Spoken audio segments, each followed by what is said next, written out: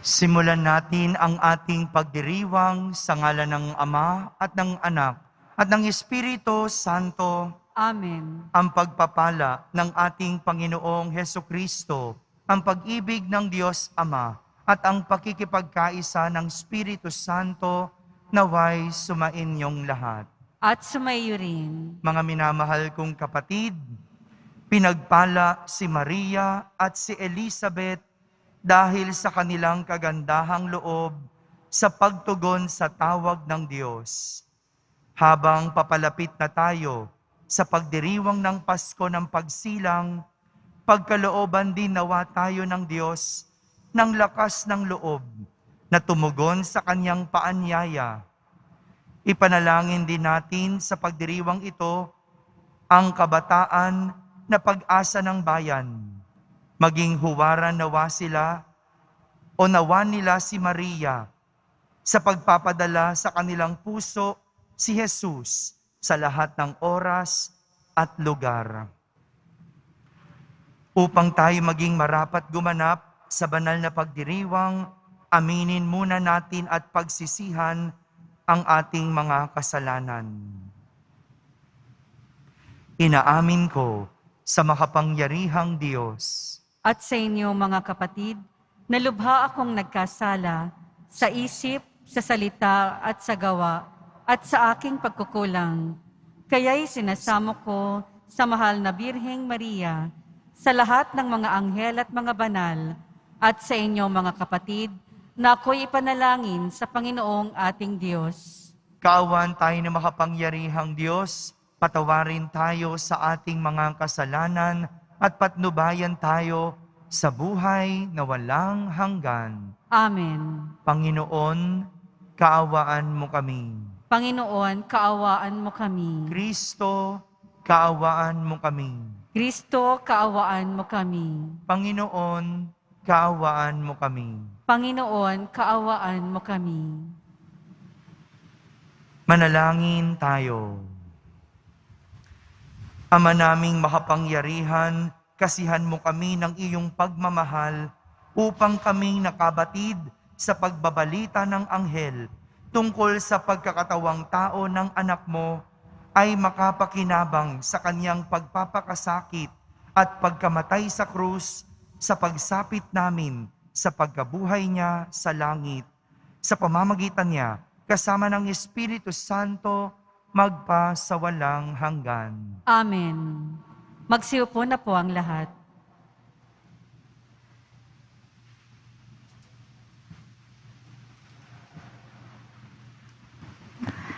Pagbasa mula sa aklat ni Propeta Mikas. Ito ang sinasabi ng Panginoon.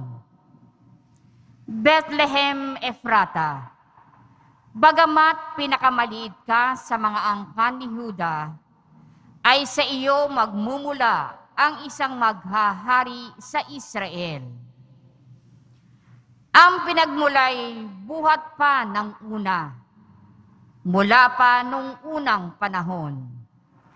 Kaya nga, ang bayan ng Panginoon ay ibibigay niya sa kamay ng mga kaaway hanggang sa isilang ng babae ang sanggol na maghahari. Pagkatapos, babalik sa Israel ang nalabi sa bansang ito. Pagdating ng haring yaon, pamamahalaan niya ang Israel sa pamamagitan ng kapangyarihan ng Panginoon. Taglay niya ang kadakilaan ng pangalan ng Panginoon na kanyang Diyos.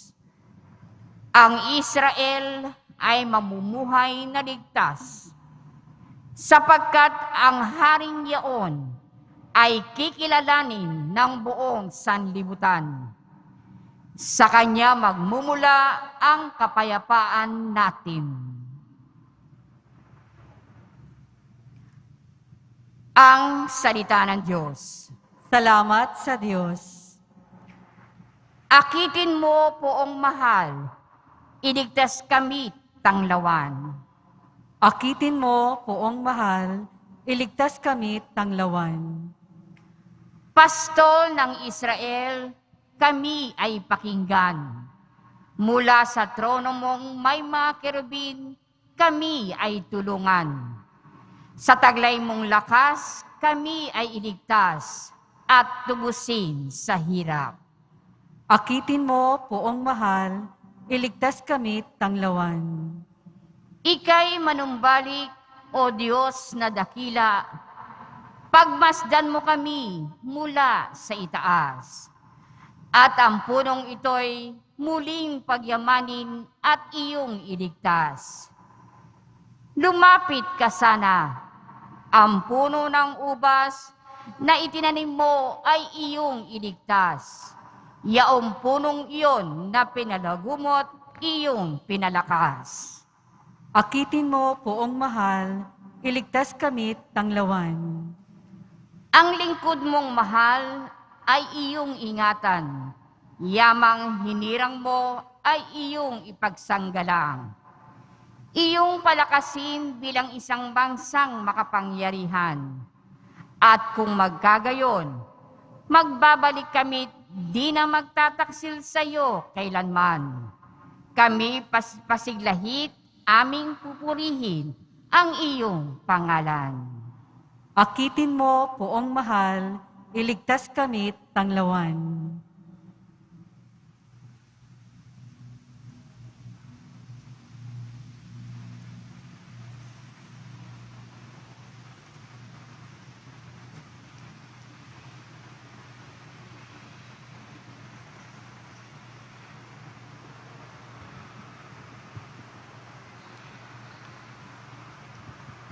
Pagbasa mula sa sulat sa mga Hebreyo.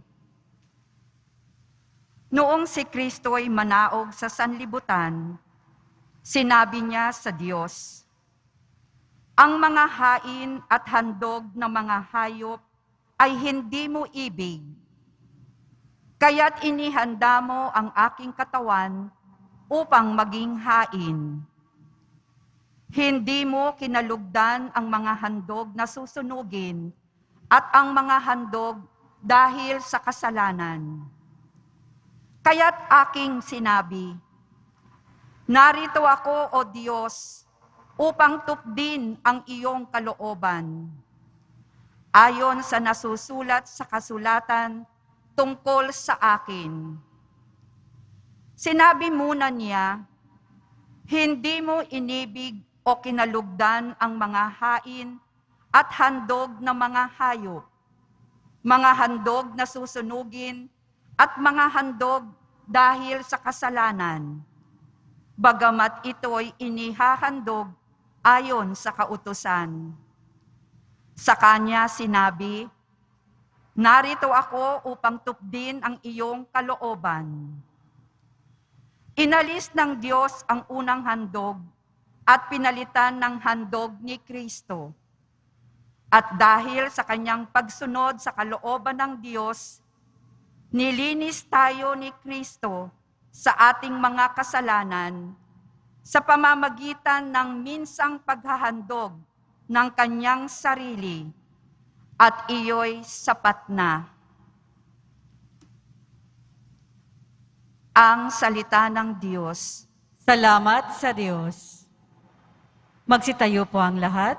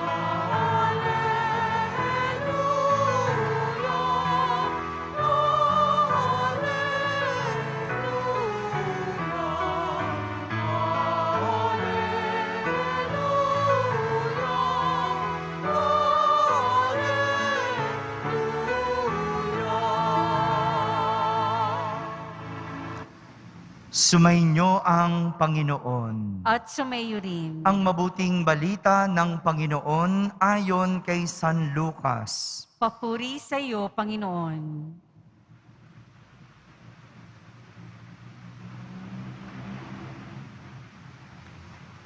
Hindi nagtagal at si Maria'y nagmamadaling pumunta sa isang bayan sa kaburulan ng Huda. Pagdating sa bahay ni Zacarias, binati niya si Elizabeth. Nang marinig ni Elizabeth ang bati ni Maria, naggagalaw ang sanggol sa kaniyang tiyan. Napuspos ng Espiritu Santo si Elizabeth at buong galak na sinabi, "Pinagpala ka sa mga babae at pinagpala rin ang dinadala mo sa iyong sinapupunan. Sino ako upang dalawin ng ina ng aking Panginoon? Sapagkat pagkarinig ko ng iyong bati ay naggagalaw sa tuwa ang sanggol sa aking tiyan. Mapalad ka sapagkat nanalig kang matutupad ang ipinasabi sa iyo ng Panginoon." Mga kapatid, ang mabuting balita ng Panginoon. Pinupuri ka namin, Panginoong Hesukristo. Magsiupo na po ang lahat. Magandang umaga po sa inyong lahat. Pakibati mo naman ang katabi mo ng magandang umaga.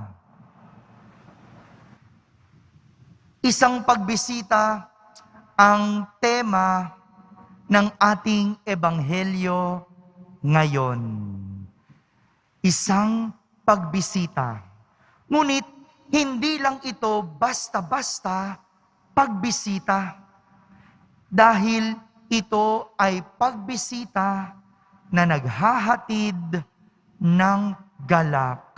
Sabihin nyo nga po, pagbisita. Galak. Hindi lahat ng pagbisita may hatid na galak. Yung iba, ang hatid, takot o pag-alala. Takot na hindi yung takot na may nakitang multo. Hindi po. Yung takot na kapag bumisita sa iyo, yung naniningil ng iyong upa. Diba? Yan, nakakatakot yan, no? Lalo na kung wala kang pangbayad, hindi po ba? O kaya naman, yung takot na pag binisita ka ng iyong inaanak. Diba? Ba't ka natatakot? Diba, nagtatago ka pa nga eh. Kasi walang pambigay, no? Gipit. No? Ano pa? Eh yung mga bumibisita na mangungutang. Diba? Kinakabahan tayo pag ganyan ang bisita eh. No? Kaya hindi lahat ng pagbisita galak ang hatid. Ngayon, narinig natin sa ating ebanghelyo, si Maria binisita ang kanyang pinsang si Elizabeth na nooy nagdadalang tao. At pagbati ni Maria, naggagalaw ang sanggol sa sinapupunan ni Elizabeth at napuspos si Elizabeth ng Espiritu Santo. Lahat ito nangyari dahil si Maria ay bumati.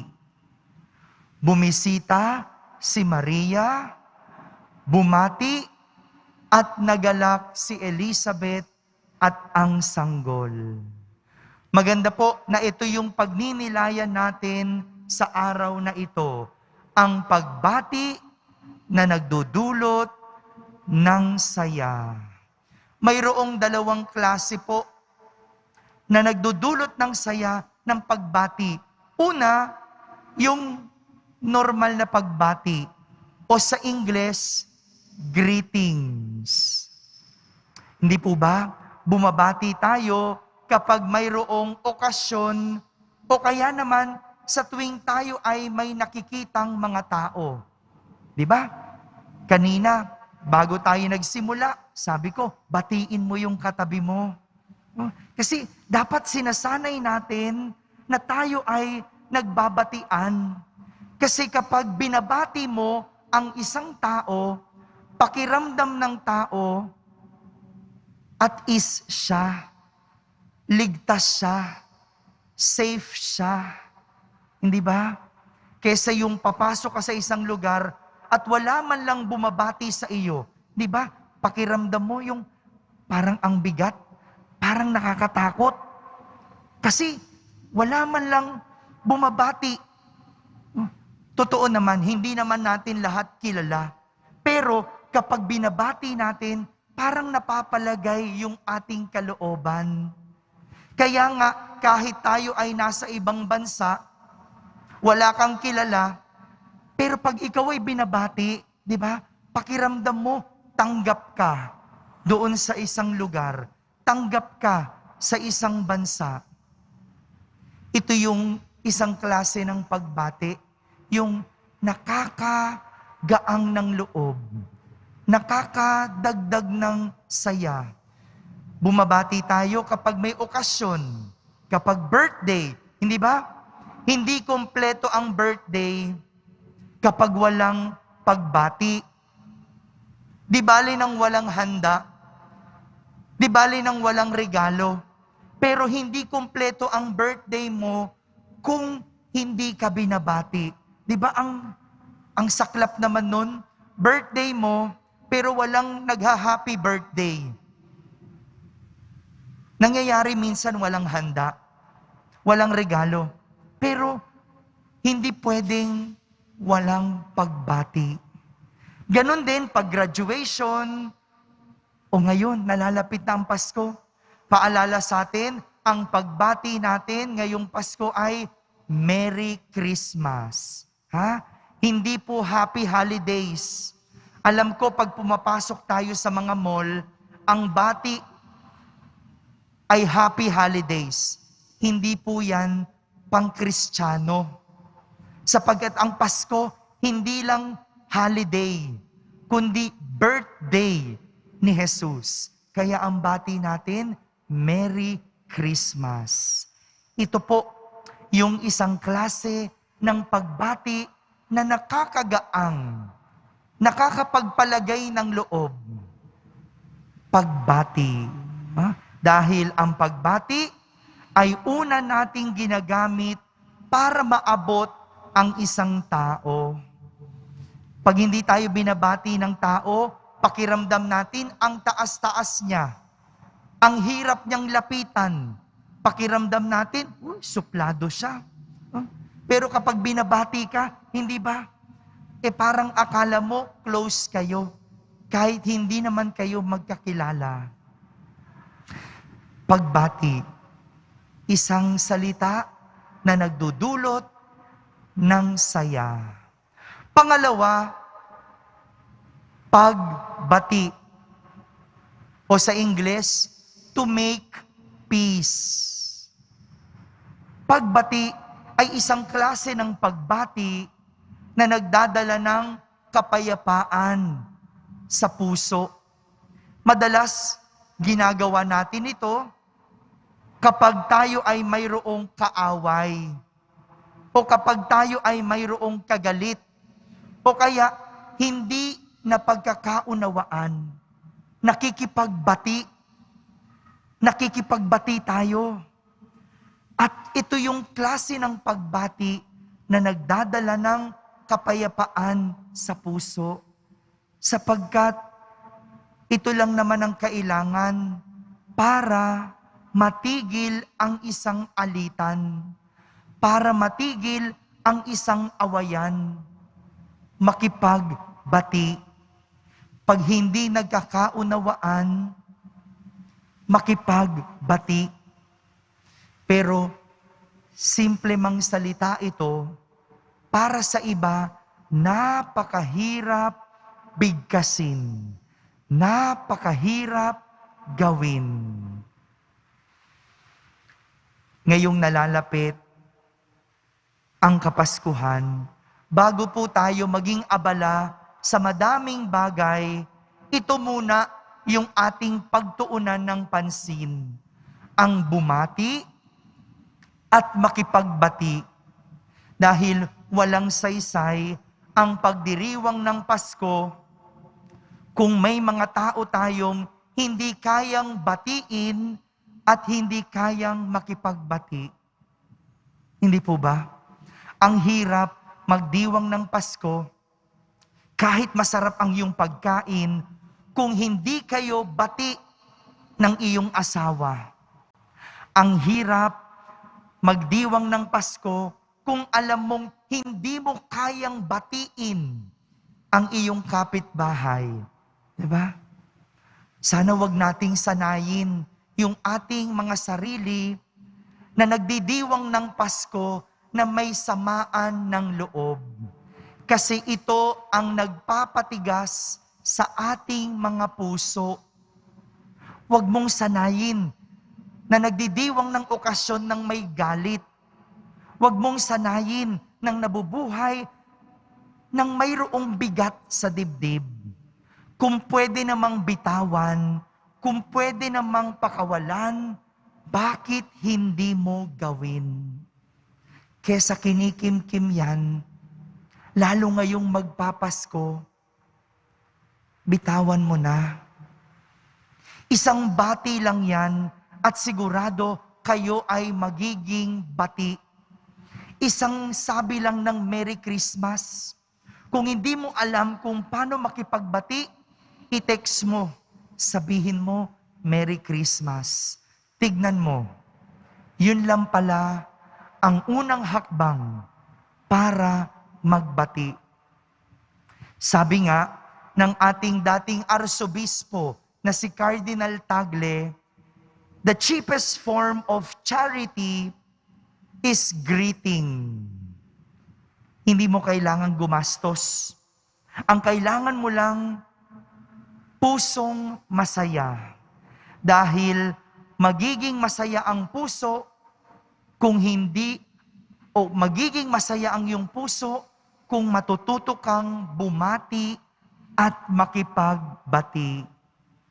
Mga kapatid, ito ang mayroon si Maria. Meron siyang masayang puso na kahit na mayroong pinagdadaanan at mayroong sariling alalahanin at dalahin sa buhay, hindi nawala ang saya sa kanyang puso.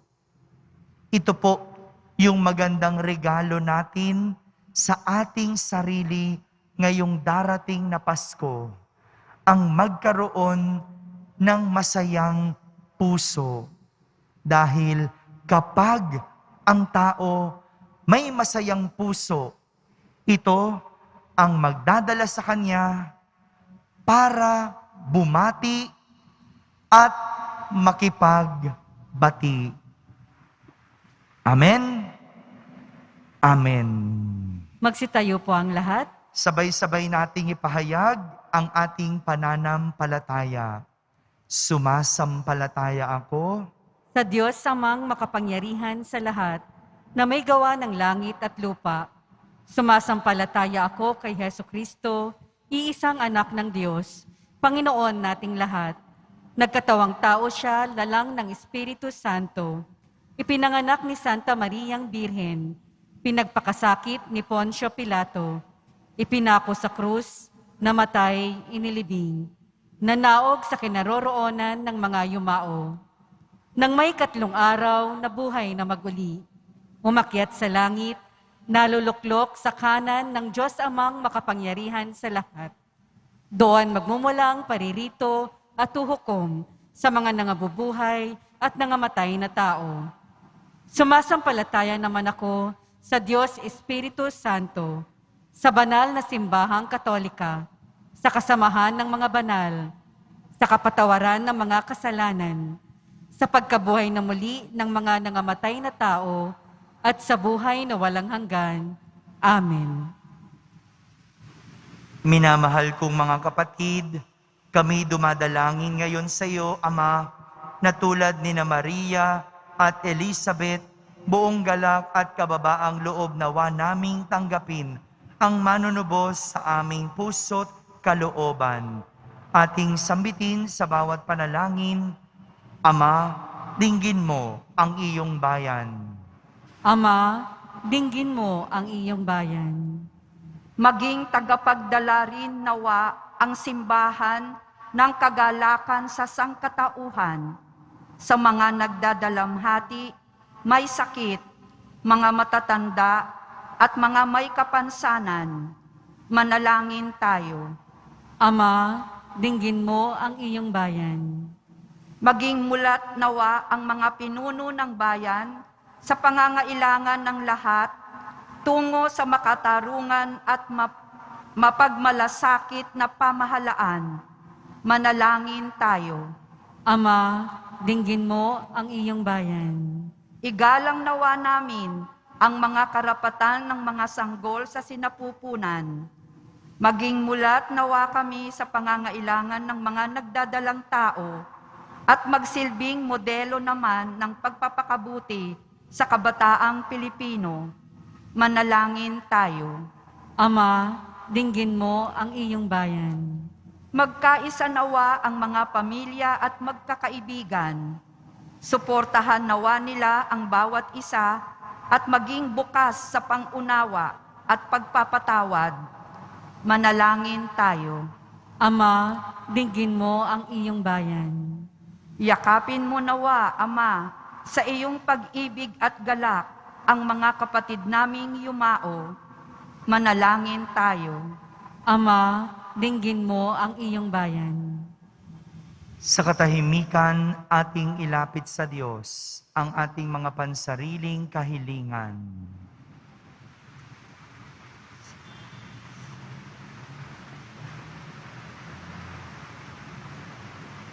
Manalangin tayo. Ama, dinggin mo ang iyong bayan. Ama namin, halina't dinggin at palakasin mo ang iyong bayan upang tulad ni Maria, mapuspos kami ng bagong buhay, kagalakan at lakas sa maluwalhating pagdating ng iyong minamahal na anak na nabubuhay at naghahari kasama mo magpa sa walang hanggan. Amen. Magsiupo na po ang lahat.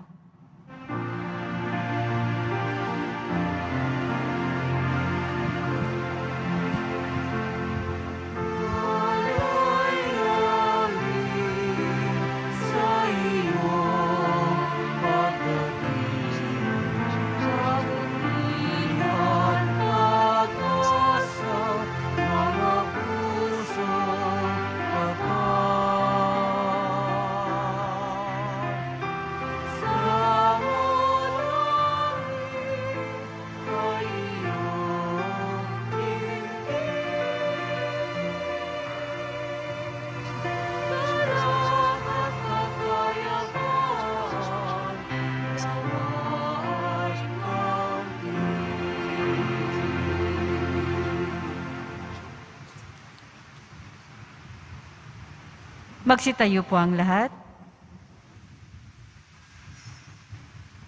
Manalangin kayo mga kapatid upang ang paghahain natin ay kalugdan ng Diyos amang makapangyarihan.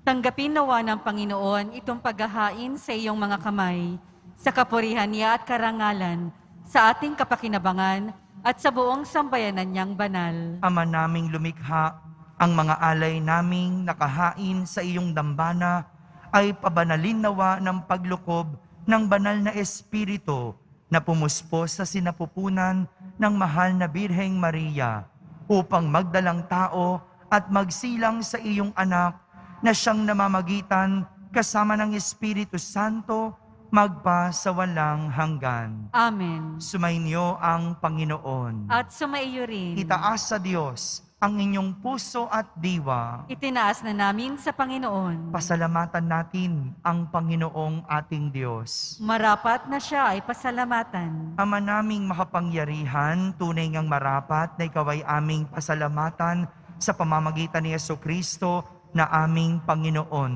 Ang pagsusugo mo sa Kanya ay ipinahayag ng lahat ng mga propeta Ang pagsilang niya'y pinanabikan ng mahal na Birheng kanyang inang tunay, sa kapangyarihan ang Espiritong Banal. Ang pagdating niya'y inilahad ni San Juan Bautista sa kanyang pagbibinyag. Ngayong pinaghahandaan namin ang maligayang araw ng kanyang pagsilang, kami nananabik at nananalangin lubos na makaharap sa kanyang kadakilaan. Kaya kaysa ng mga anghel na nagsisiawit ng papuri sa iyo ng walang humpay sa kalangitan, kami nagbubunyi sa iyong kadakilaan.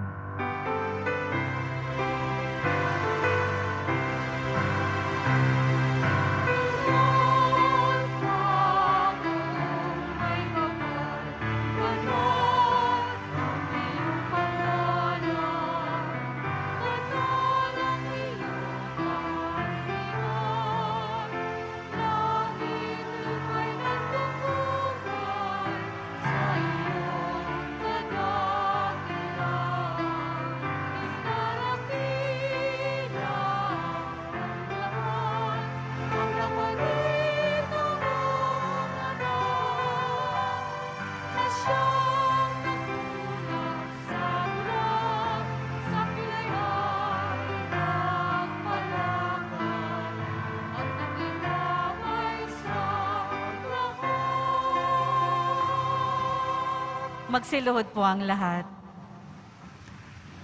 Ama naming banal, ikaw ang bukal ng tanang kabanalan. Kaya't sa pamagitan ng iyong Espiritu ay gawin mong banal ang mga kaloob na ito upang para sa amin ay maging katawan at dugo ng aming Panginoong Hesukristo.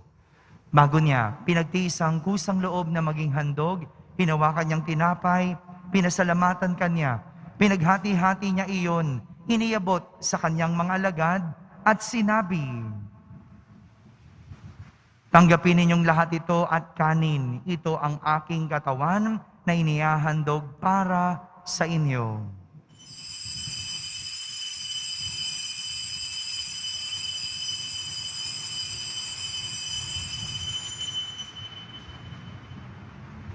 Kaya hindi naman matapos ang hapunan, hinawakan niyang kalis, muli kanyang pinasalamatan, iniabot niya ang kalis sa kanyang mga alagad at sinabi, "Tanggapin ninyong lahat ito at inumin. Ito ang kalis ng aking dugo, ng bago at walang hanggang tipan. Ang aking dugo na ibubuhos para sa inyo at para sa lahat, sa ikapagpapatawad ng mga kasalanan. Gawin ninyo ito sa pag-alaala sa akin."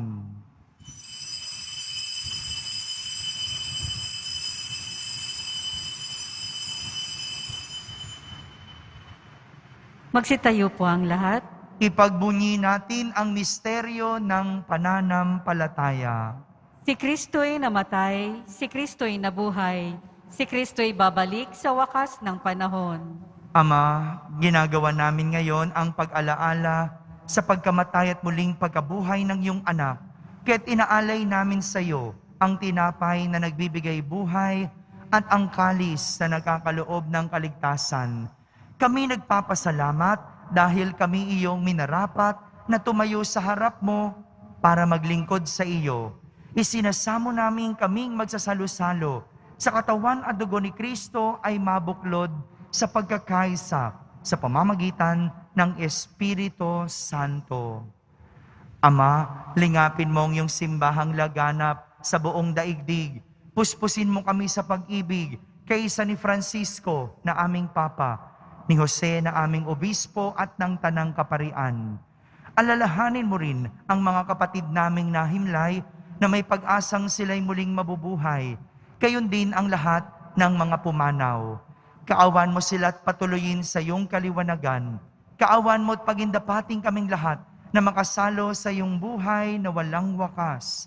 Kaisa na mahal na Birheng Maria na Ina ng Diyos, ng kabiyak ng puso niyang si San Jose, kaysa ng mga apostol at ng lahat ng mga banal na namuhay dito sa daigdig ng kalugod-lugod sa iyo. May pagdiwang nawa namin ang pagpupuri sa ikararangal mo sa pamamagitan ng iyong anak na aming Panginoong Hesukristo. Sa pamamagitan ni Kristo, kasama niya at sa Kanya, ang lahat ng parangal at papuri ay sa iyo, Diyos amang makapangyarihan, kasama ng Espiritu Santo, magpa sa walang hanggan.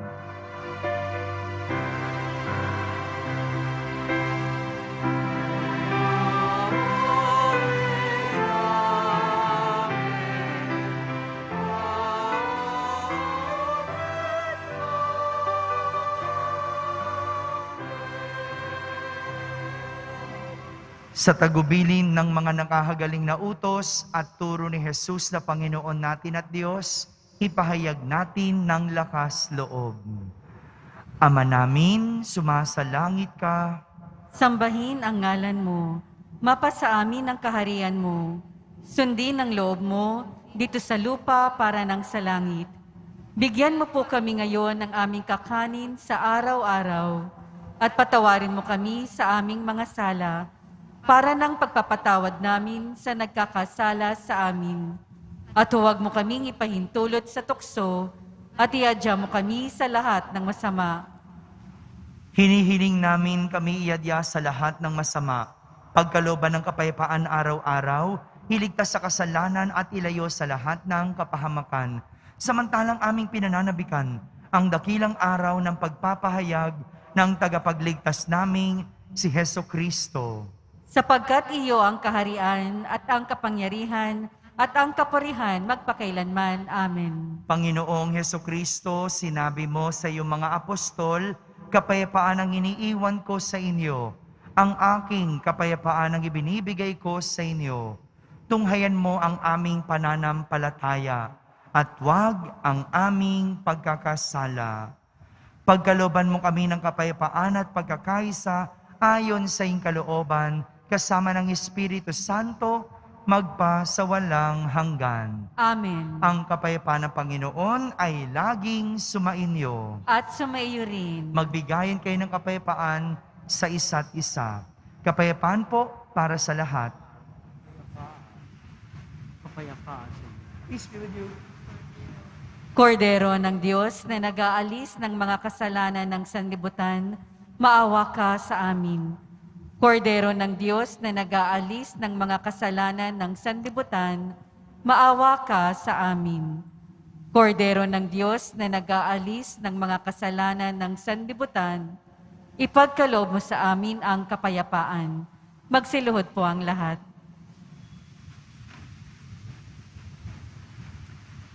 Ito ang kordero ng Diyos, itong nag-aalis ng mga kasalanan ng sanlibutan. Mapalad ang mga inaaniyahan sa kaniyang piging. Panginoon, hindi ako karapat-dapat na magpatuloy sa iyo, ngunit sa isang salita mo lamang ay gagaling na ako. Ang katawan ni Kristo, Amen.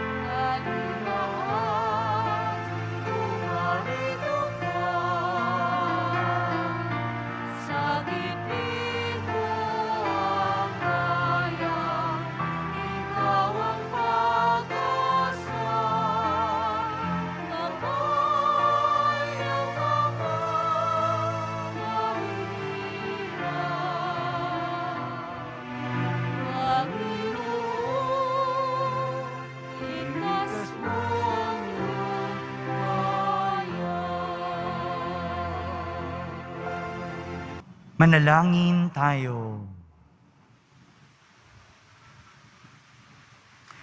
Ama naming mapagmahal, amin ang pinagsaluhan ang piging na nagbibigay buhay habang papalapit ang dakilang kapistahan ng Pasko, lalo nawa kaming makinabang ng may pananabik sa pagiging marapat sa pagdiriwang, sa pagsilang ng anak mo, na siyang namamagitan kasama ng Espiritu Santo magpa sa walang hanggan. Amen. Sumainyo ang Panginoon. At sumayo rin. Pagbabasbas ng Poong Yesus Nazareno. Mahal na Poong Yesus Nazareno, inihayag mo sa pamamagitan ng krus ang walang maliw na pag-ibig ng Diyos sa sangkatauhan. Pakinggan mo ang kahilingan ng iyong angkan na nagsusumamo sa iyo. Makamtanawan nila ang inyong katugunan at tanggapin ang kasagutan na may utang na loob na tinatanaw. Basbasan din po ninyo ang lahat na may karamdaman at nahihirapan. Sa pamamagitan ng bendisyon na ito, naway maalala nila ang mga pangako nila noon sa binyag na ikaw ang kanilang iibigin at pagdilingkuran bilang Panginoon magpa sa walang hanggan. Amen. At pagpalain kayo ng makapangyarihang Diyos, Ama, Anak, at Espiritu Santo. Amen. Tapos na po ang ating pagdiriwang, humayging taglay ang pag-ibig at kapayapaan ng Poong Yesus Nazareno. Salamat sa Diyos.